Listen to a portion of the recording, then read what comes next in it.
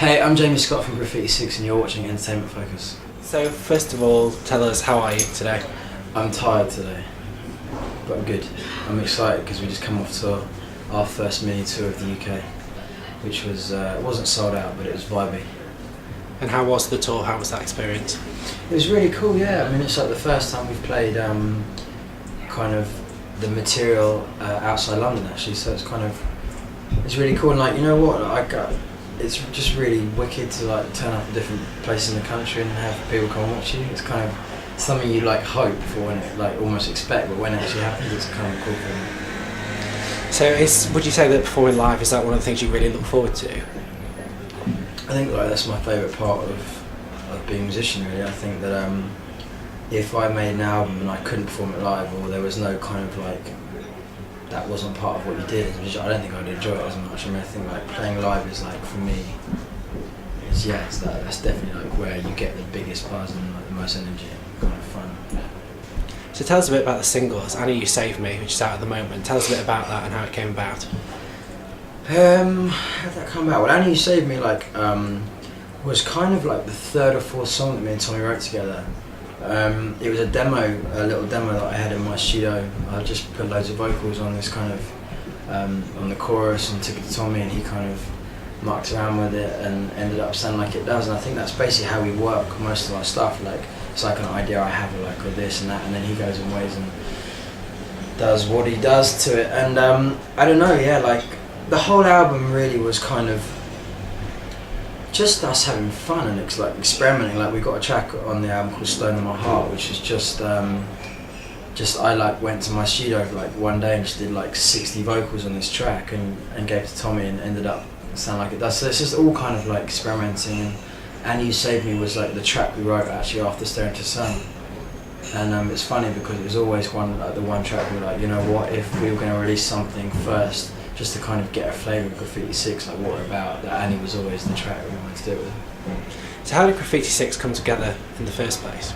I met up with Tommy on a writing session, just like straight down the line, like my old A&R guy introduced us, and yeah, like we just hooked up to do,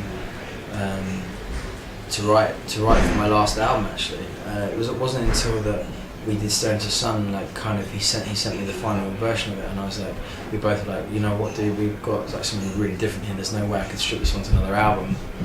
That we kind of decided to do some more recording, and everything from then has just been like a constant kind of like, well, that's happened, let's do this now. It's like there's never been any thought in it. It's just kind of like progressed and to where we are now. Because the sound is quite different from when you first came out as a solo artist. You were quite soulful pop, and then with Jamie Scott and The Town, that was again quite a different style of music. I mean, is it something that you consciously wanted to do with this project, do something completely different? It wasn't conscious. That's purely what happened when I worked with Tommy, and I think that what it was is that when I hooked up with Tommy, it was to write for my last album. It was to try and strip something on. So when it started sounding so different, that's when we both made the conscious decision. You know, let's make this a collaboration. Let's make this something that you wouldn't do by yourself and I wouldn't go and do by myself. So basically, you know what I mean, like my next solo album will still sound like my music before.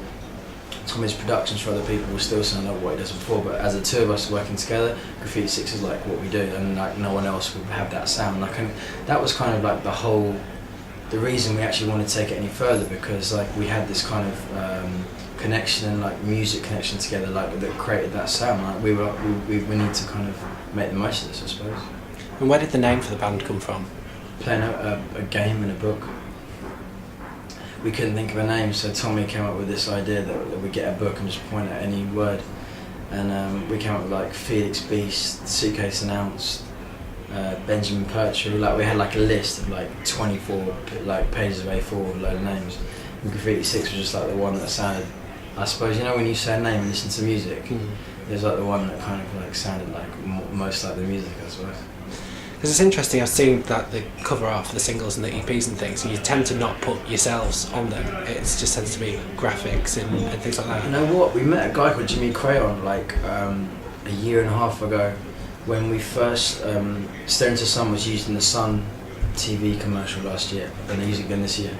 And when it first got used, there was talk for a while about trying to make a video and maybe capitalise on some of the play we're getting. And when we first did that, we sent off for some treatments for videos, and one of the guys was Jimmy Crown that sent them in. We liked his idea, so met up with him, and then he said, hey, guys, I do art as well. Then like we checked out his website, man, I'm like, this guy's like amazing, like this guy has to be in the band. And that was basically the first time that we kind of had this kind of vision of like, right, you know what, although I'm going to be fronting it and, you know, when I play live and stuff, and people obviously still know what I look like, let's have this kind of element of the band which is much more visual, and kind of like we can just basically using his talent, like he's just amazing. And like we did the music and we sent everything to Jimmy and like, right man, we need this, this and this, and he sends it back and we're like, that's just ridiculous. So when we play live as well, we've got like big visuals coming on stage and stuff, it's wicked.